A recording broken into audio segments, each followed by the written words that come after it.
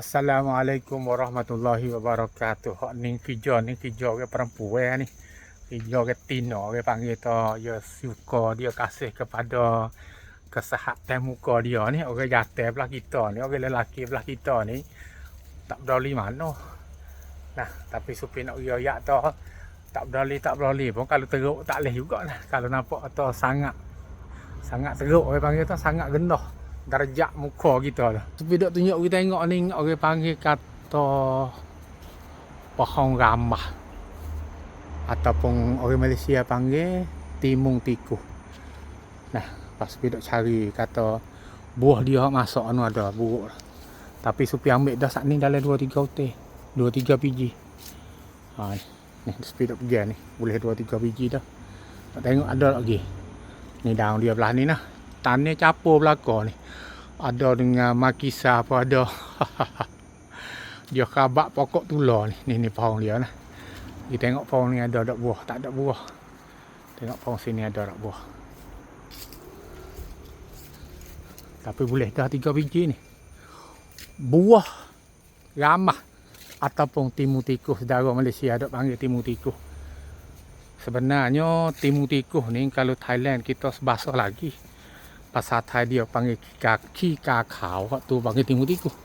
Tapi saudara Malaysia dia panggil timun tikus hak ni tak ada arah. Supaya kena panggil turut dia, takut dia tak faham lah.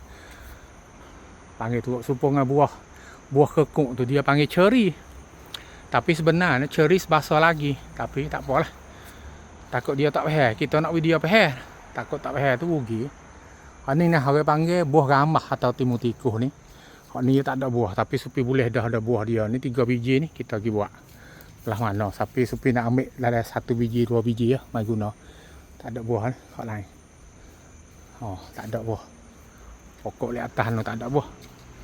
Okey lah, tak apalah. Lepas tu kita ambil mari tu. Ni hak masak molek ni. Masuk bawang molek ni kita ambil 2 biji. Kita basuh sikit.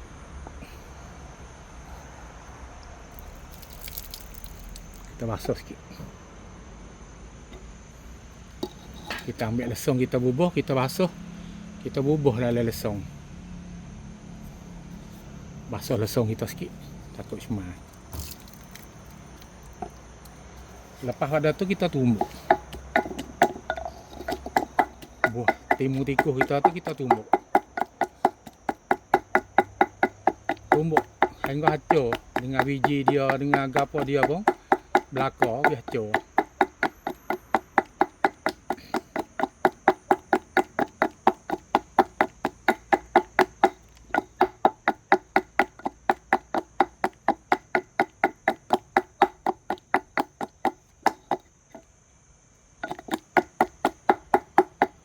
Kita tumbuk hingga dia hancur.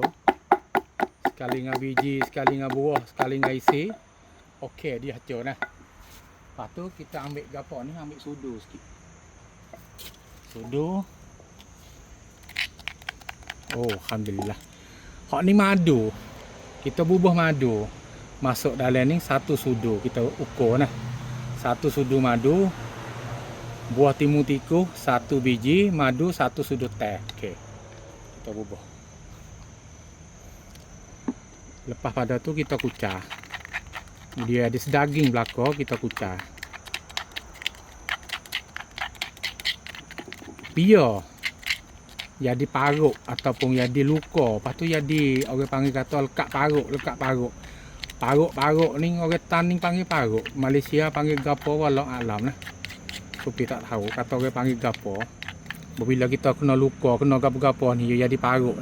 Jadi gurih di tangan ni. Lepas tu dia lama sembuh paruk ni. Boleh comor nah. Lepas yang keduanya kita comor muka. Yang dua nah kita comor muka. Ambil mari comor muka ni. Kena ambil mari comor muka. Sebelum nak tidur.